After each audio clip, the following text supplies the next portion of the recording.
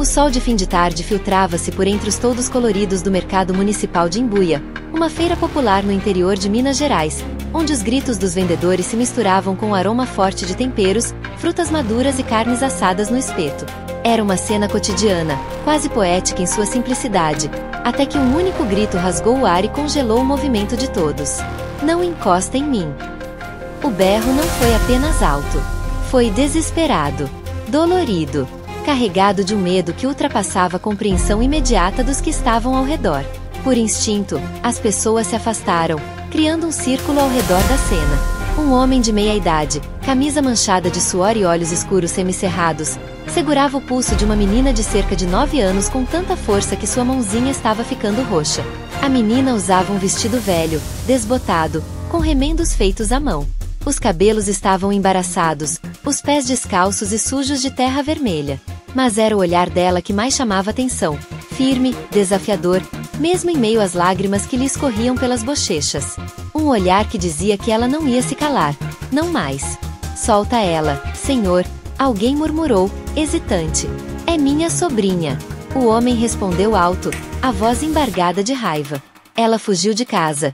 Tô levando de volta. Mas a menina começou a sacudir a cabeça violentamente. Ele não é meu tio. Ele mente. Ele mente. Gritou, agora se debatendo. As pessoas ao redor murmuravam, confusas. Uns achavam que era uma briga de família. Outros, que talvez o homem estivesse dizendo a verdade.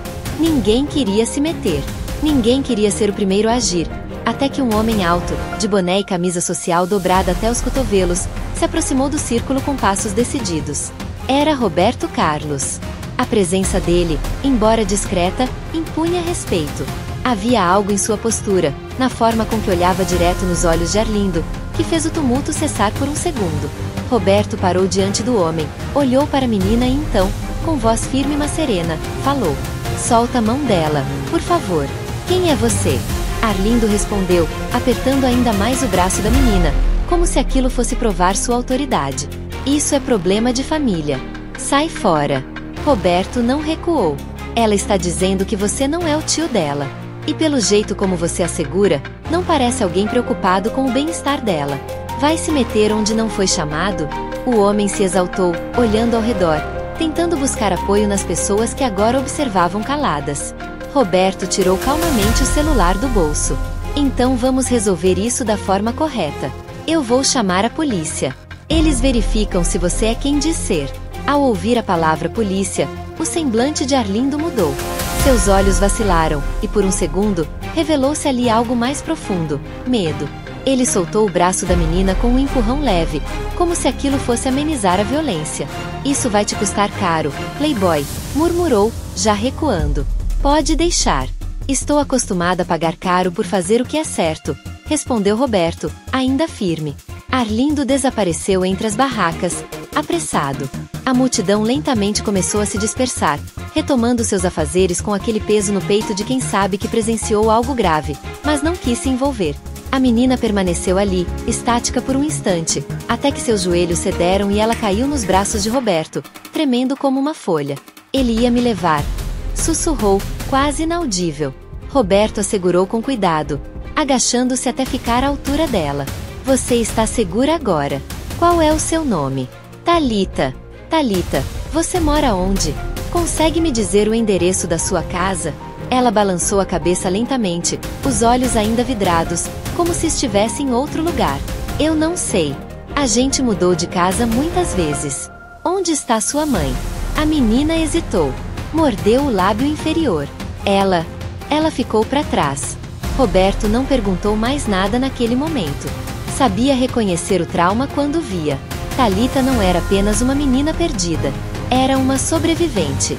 E algo dentro dele dizia que aquilo não era um caso isolado. Era maior, mais sombrio. Ele a carregou no colo, protegendo-a com o próprio corpo como quem protege uma centelha em meio a uma tempestade. Caminhou até o carro com passos determinados, os olhos atentos, mas o coração já tomado por um novo propósito. Ele sabia que aquilo não terminaria ali. Roberto dirigiu em silêncio por ruas de paralelepípedo estreitas e curvas, saindo da zona da feira em direção ao bairro central. Thalita, ainda encolhida no banco de trás, Segurava um pedaço do cinto de segurança como se aquilo fosse seu último elo com a segurança.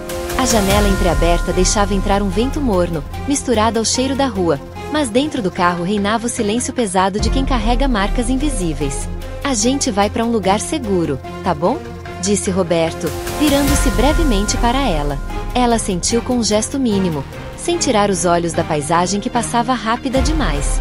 Chegando ao centro comunitário Casa Esperança, mantido por uma ONG local, Roberto foi recebido por Dona Ivone, uma senhora de cabelos grisalhos e expressão doce, que já conhecia há anos por seu trabalho com crianças em situação de risco. Roberto Carlos. Sempre que você aparece aqui, é porque algo sério aconteceu, disse ela, com tom preocupado. E é sério mesmo, Ivone. Essa é a Thalita. Encontrei ela sendo agarrada à força por um homem que dizia ser o tio, mas ela dizia o contrário. Ele fugiu quando ameacei chamar a polícia. Dona Ivone olhou para a menina com olhos treinados. Ajoelhou-se lentamente, aproximando-se de Thalita sem invadir seu espaço. Oi, minha flor. Você quer entrar, tomar um suco, descansar um pouquinho? A menina hesitou, depois olhou para Roberto, como se só aceitasse se ele ficasse por perto. Eu fico aqui com você, tá? Disse ele. Só então ela concordou com um leve aceno. Enquanto Thalita era conduzida para uma sala com brinquedos e paredes pintadas com cores suaves, Roberto ficou com Ivone na pequena cozinha do centro. Ela lhe serviu café forte, do jeito mineiro, e então se sentou à sua frente. Eu conheço essa menina. Ela já passou por aqui, acredita? Revelou Ivone, com ar sombrio. Faz uns 6 meses. A polícia a trouxe depois que ela foi encontrada vagando perto do terminal rodoviário, à noite. Desnutrida, assustada, mas nunca contou nada. Nenhum nome, nenhum endereço. Parecia treinada para ficar em silêncio. Roberto sentiu um arrepio. Isso é mais grave do que eu pensava. Muito. Na época, como não apareceu nenhum responsável, ela acabou indo para um abrigo temporário, mas depois desapareceu. Sumiu da noite pro dia. E agora aparece contigo, fugindo de um sujeito que se dizia parente? Tem algo aí. Naquela noite, Roberto não conseguiu dormir. A imagem dos olhos de Thalita, aquele medo petrificado, o perseguia como uma sombra. Ele sabia que o silêncio dela não era fruto de timidez. Era sobrevivência. Algo, ou alguém, a havia ensinado que falar era perigoso.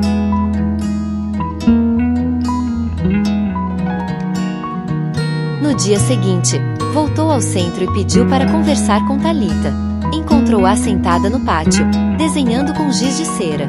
No papel, uma casa sem janelas e 2 figuras presas dentro. Uma maior, outra menor. Do lado de fora, um homem com olhos vermelhos segurava uma chave. Esse é você? Perguntou ele, sentando-se ao lado dela. Ela olhou para o desenho e depois para ele. É o Guto. Foi a primeira vez que um nome apareceu. Roberto não falou nada. Esperou. O silêncio, naquele momento, era mais poderoso que qualquer pergunta. Ele disse que era marido da minha mãe. Mas ela nunca quis ele. Um dia ele apareceu com papel dizendo que a casa era dele agora, que a gente tinha que obedecer. Trocou as fechaduras. Trancava a gente dentro. Às vezes deixava comida. Às vezes não. E sua mãe? Onde está? Ainda lá. Roberto apertou os punhos. Você conseguiu fugir? Ela assentiu. Um dia ele saiu bêbado, esqueceu a tranca da janela. Eu pulei. Corri. Me escondi. Mas ele me viu outro dia e tentou me pegar de novo. Por que você não contou antes, Thalita? Se eu contar, ele acha a gente. Ele disse que tem amigos na polícia.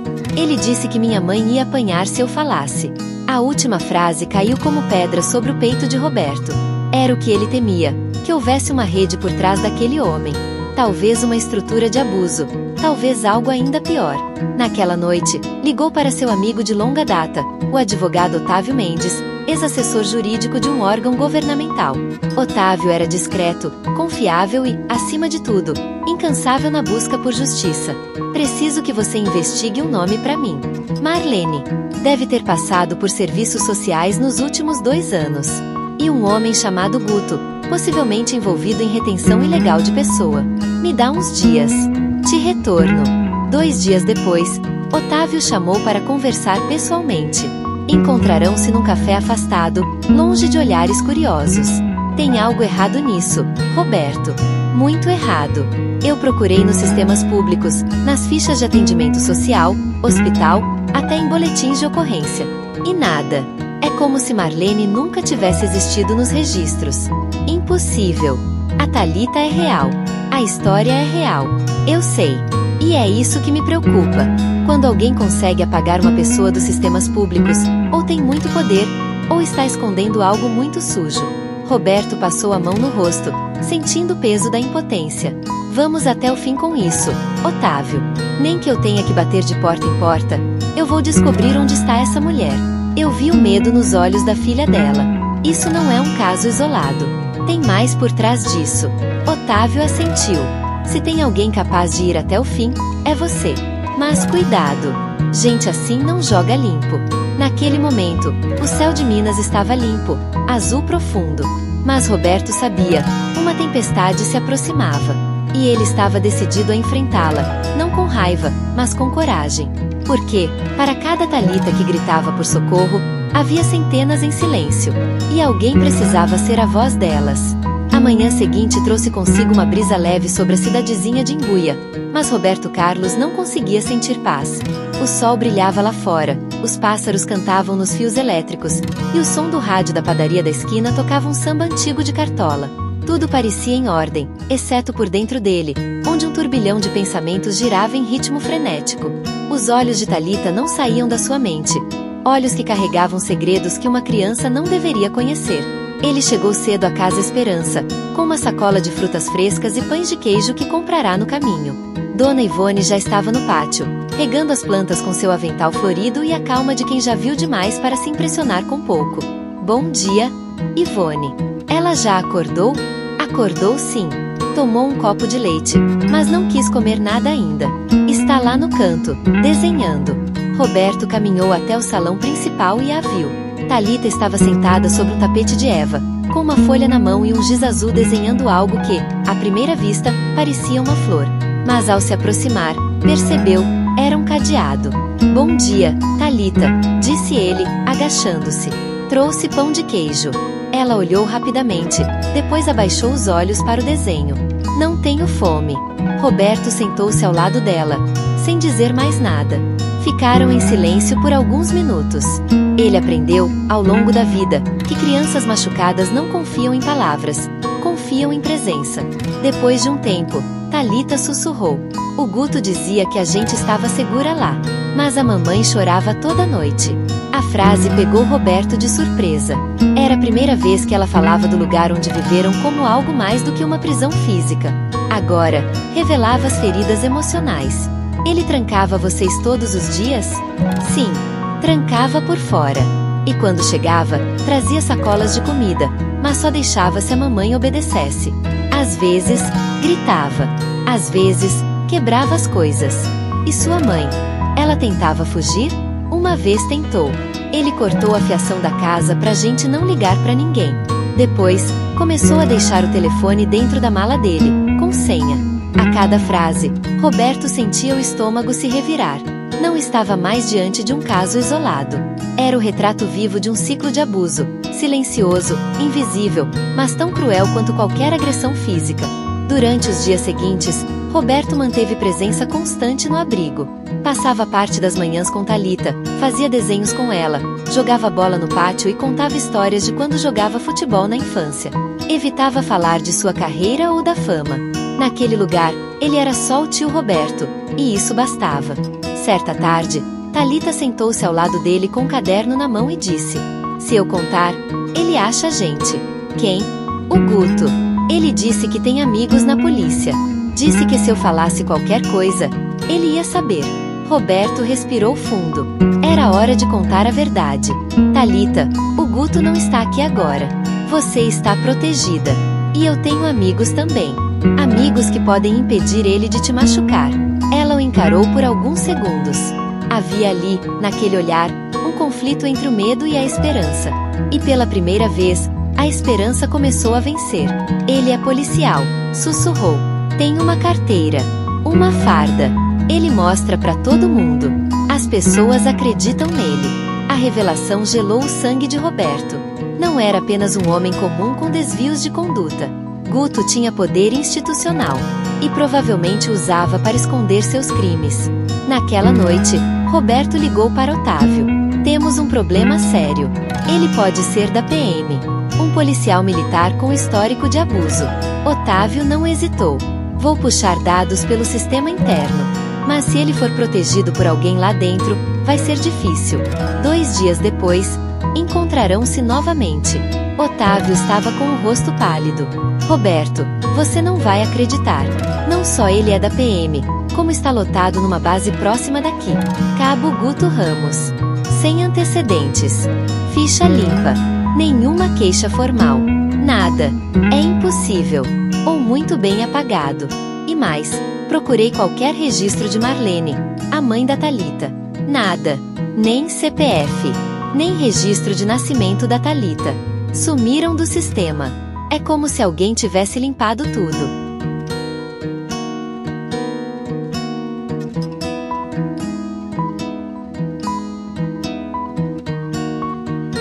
Roberto Carlos bateu a mão na mesa. Isso é mais do que abuso doméstico. É uma operação. Alguém tá ajudando esse cara a apagar evidências. Otávio assentiu. A gente precisa de provas físicas. Vídeo, testemunha, algo que vá além da palavra da Thalita. Se não, vão dizer que é invenção. Roberto Carlos então tomou uma decisão ousada. Eu vou voltar lá. Disfarçado. Vou tentar me infiltrar no bairro onde ela morava. Se eu conseguir identificar a casa, talvez achemos algo. Tá maluco?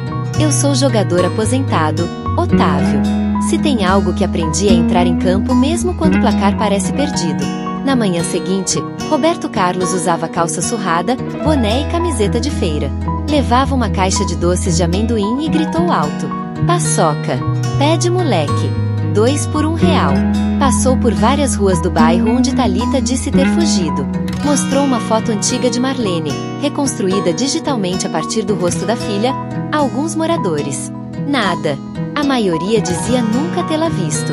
Outros desviavam o olhar. Até que um senhor de bengala sussurrou. Tem uma casa ali, perto do terreno baldio. Às vezes escuto gritos à noite. Ninguém entra. Ninguém sai. Mas vejo luzes de madrugada. Era o suficiente. Roberto Carlos disfarçou a emoção, agradeceu e voltou ao carro. Ligou para Otávio. Achei o lugar. Você tem certeza? Tenho. Hoje à noite. Vamos entrar. Otávio chamou um cinegrafista freelance de confiança, com experiência em denúncias sociais. Era necessário gravar tudo, para a segurança de todos, e para que a verdade não fosse calada. Naquela madrugada, os 3 se aproximaram da casa pela lateral do terreno baldio. Luzes fracas vazavam pelas frestas. O portão estava com corrente, mas o cadeado mal encaixado. Forçaram com cuidado. Entraram. Dentro da casa, o cheiro de mofo e abandono misturava-se ao de medicamentos e urina. Num dos quartos, encontraram Marlene. Amarrada levemente à cama, olhos fundos, pele amarelada. Quando viu Roberto, arregalou os olhos. Não levem minha filha de volta para ele. Por favor. Roberto Carlos se ajoelhou. Ela está segura. Eu prometo. Viemos te tirar daqui. Mas não houve tempo. A porta da frente bateu com força. Guto havia voltado. A voz dele ecoou pela casa. Quem tá aí? Seguiu-se uma sequência de segundos tensos. Guto entrou no quarto e, ao ver Roberto e Otávio, sacou uma carteira. Cabo da Polícia Militar. Isso aqui é invasão. Vocês estão ferrados. E você está ao vivo, Guto, respondeu Otávio, apontando para a câmera. Estamos transmitindo tudo. Se fizer qualquer coisa, o Brasil inteiro vai ver. Guto hesitou. O rosto se contorceu em raiva. Mas recuou. Horas depois, já na delegacia, Guto foi detido preventivamente enquanto se apurava o caso. A denúncia pública fez o vídeo viralizar. As autoridades foram pressionadas. Mas ainda assim, o sistema resistia. Ele não foi oficialmente condenado. Mesmo assim, Roberto Carlos usou sua influência para garantir a proteção imediata de Marlene e Thalita sob o programa de proteção a testemunhas. Sabia que o pior ainda podia vir, mas naquele momento, elas estavam seguras. E isso, por enquanto, bastava. O vídeo havia rodado o país inteiro em menos de 48 horas. As imagens de Roberto Carlos resgatando uma mulher acorrentada em uma casa decadente perto de um terreno baldio, enfrentando um homem que se apresentava como cabo da polícia militar, chocaram o público e inflamaram as redes sociais. Nos comentários, palavras como herói, covarde, sistema podre e impunidade se misturavam em uma espiral de indignação. Mas Roberto não buscava fama, nem glória. Ele buscava justiça. Mesmo com Guto detido preventivamente, Roberto sabia que o perigo não havia passado. Pessoas como ele raramente agem sozinhas. E quando há esforço deliberado para apagar registros civis, como o de Marlene e Thalita, significa que há mais gente por trás. Alguém que conhece as engrenagens do sistema, alguém com poder e interesse em manter tudo no escuro. Thalita, por sua vez, começava a recuperar o brilho nos olhos. A mudança era sutil, mas notável. Já sorria quando desenhava, já comia sem pressa, e chamava Roberto de tio com naturalidade. Marlene, porém, permanecia em silêncio quase absoluto, mesmo após receber cuidados médicos e apoio psicológico. Parecia carregar consigo uma culpa ancestral, como se a dor de sua filha fosse sua responsabilidade. Otávio, por outro lado, mergulhou nos arquivos.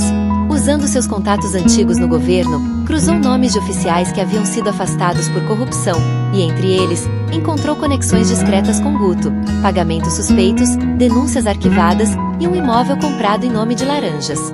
Tudo ainda sem força suficiente para condená-lo, mas com cheiro forte de podridão. Eu preciso voltar naquela casa, disse Roberto, num fim de tarde, tomando café com Otávio no mesmo lugar de sempre. Está louco? Já conseguimos tirar elas de lá. Mas não tiramos a verdade. A casa é a chave. Se Guto fazia aquilo com Marlene, pode ter feito com outras. E se a gente achar algum indício, alguma pista que ligue ele a outros desaparecimentos, conseguimos expor a rede. Otávio olhou para ele com um misto de admiração e preocupação. Se você não fosse um ex-lateral da seleção, seria promotor. Eu sou só alguém que não consegue dormir quando sabe que tem gente sendo trancada enquanto o mundo gira como se nada tivesse acontecido. Na manhã seguinte, Roberto voltou à região do terreno baldio. A casa havia sido lacrada pela perícia, mas ele queria falar com os vizinhos, os olhos da rua, aqueles que veem, mas raramente falam. Na esquina, encontrou uma senhora sentada numa cadeira de praia, vendendo balas e refrigerante. Chamava-se Dona Zuleide. A senhora mora aqui há muito tempo, desde que meu finado morreu, há 20 anos. Eu vi esse bairro nascer. Vi coisa que você não acredita. A senhora já viu aquele homem, o Guto, trazendo mais gente para aquela casa? Dona Zuleide baixou os olhos. Ficou em silêncio por alguns segundos. Depois, falou baixo. Eu vi sim. Umas meninas novas. Mas eu achei que era da família dele. Ele usava farda. Quem ia desconfiar? Mas depois que você apareceu aqui, eu percebi que tinha algo errado mesmo. A senhora poderia contar isso à polícia? Deus me livre. Eu já tenho idade demais para arrumar encrenca. Mas, se precisar de alguém para contar isso num vídeo, eu falo. Mas sem mostrar meu rosto. Roberto sorriu. Já ajuda muito, Dona Zuleide. Muito mesmo. Nos dias seguintes, ele e Otávio reuniram relatos parecidos. Moradores que, agora que Guto estava detido, começaram a perder o medo. Um disse ter visto uma adolescente sair chorando da casa certa noite. Outro lembrava de escutar gritos abafados. E mais um contou que certa vez, um caminhão parou ali de madrugada e saiu rápido, com a caçamba coberta por lona. Mas a prova final veio de onde menos esperavam. Um menino de 12 anos, morador de rua, chamado Jefinho. Ele havia filmado com o celular velho parte de uma conversa entre Guto e outro homem, do lado de fora da casa. Eu achei que era só dois bêbados falando besteira, disse o garoto, entregando o aparelho a Roberto. Mas depois que vi tua cara na TV, lembrei que tinha esse vídeo aqui. No vídeo, Guto dizia claramente: tem mais uma chegando semana que vem. Loirinha. A mãe dela já tá dopada. Otávio levou o material à promotoria. Em poucas horas, a prisão preventiva de Guto foi convertida em prisão cautelar. E o Ministério Público abriu uma investigação formal por suspeita de tráfico humano.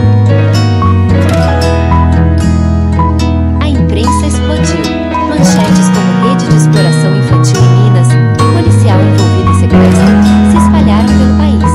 O caso virou pauta em programas de domingo à noite, debates políticos, até discursos no Congresso. Mas Roberto não queria palco. Enquanto todos falavam sobre ele, ele voltava ao centro comunitário, para visitar Thalita, levar flores a Marlene e pintar paredes ao lado dos voluntários. Numa dessas tardes, Thalita lhe entregou um bilhete desenhado à mão.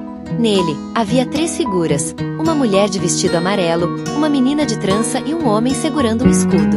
Em cima, escrito com letras tortas: "Agora a gente tem um anjo." Roberto não conteve a emoção.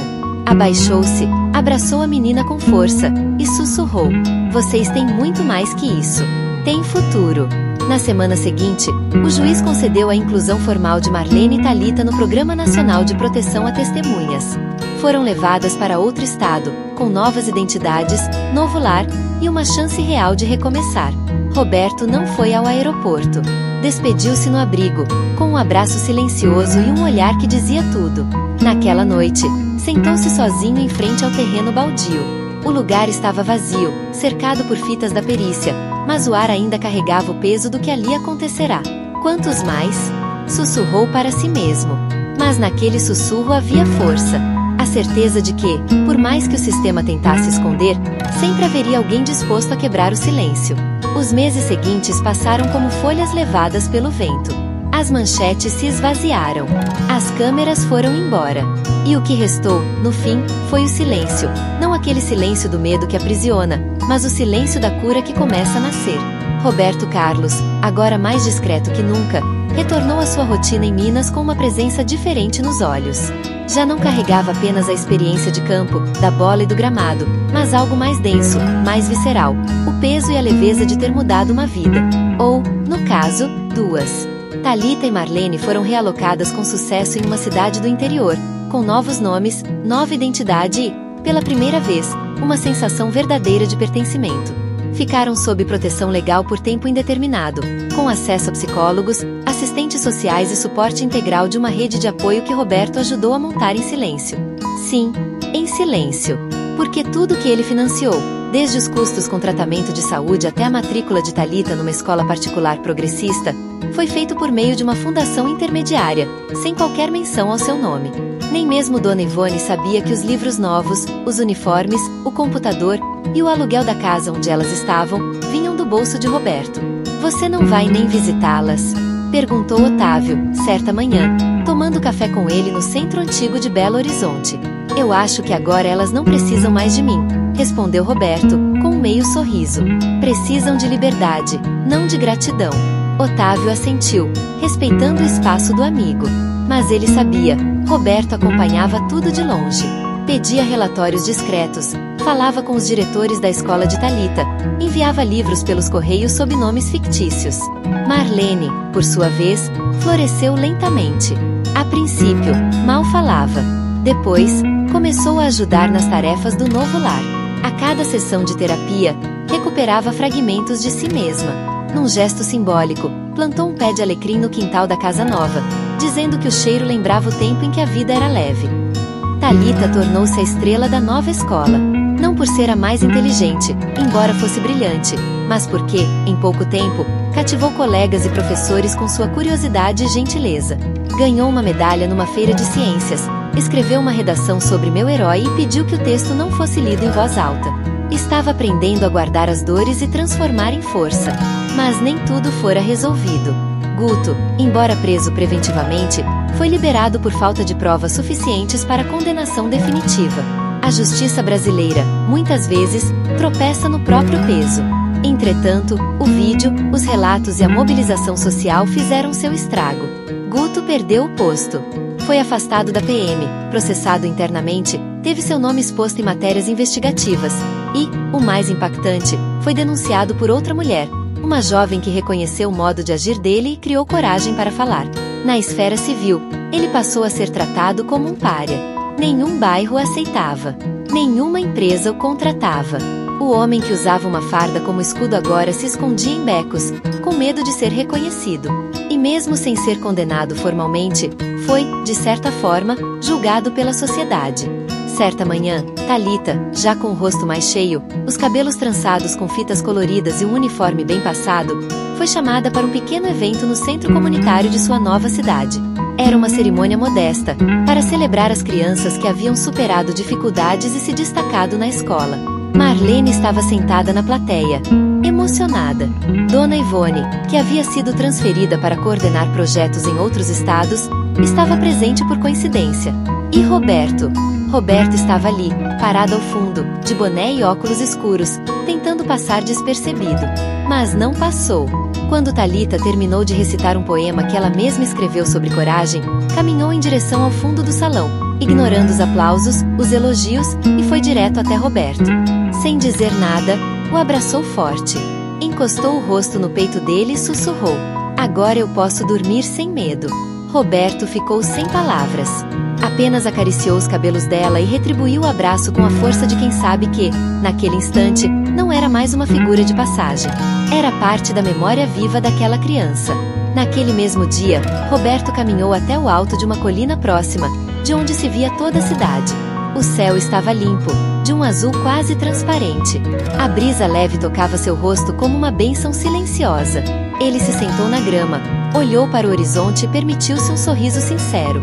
Ali, sob o céu de Minas, entendia-se enfim que a grandeza de um homem não está no quanto ele conquista para si, mas no quanto ele devolve ao mundo sem esperar aplauso.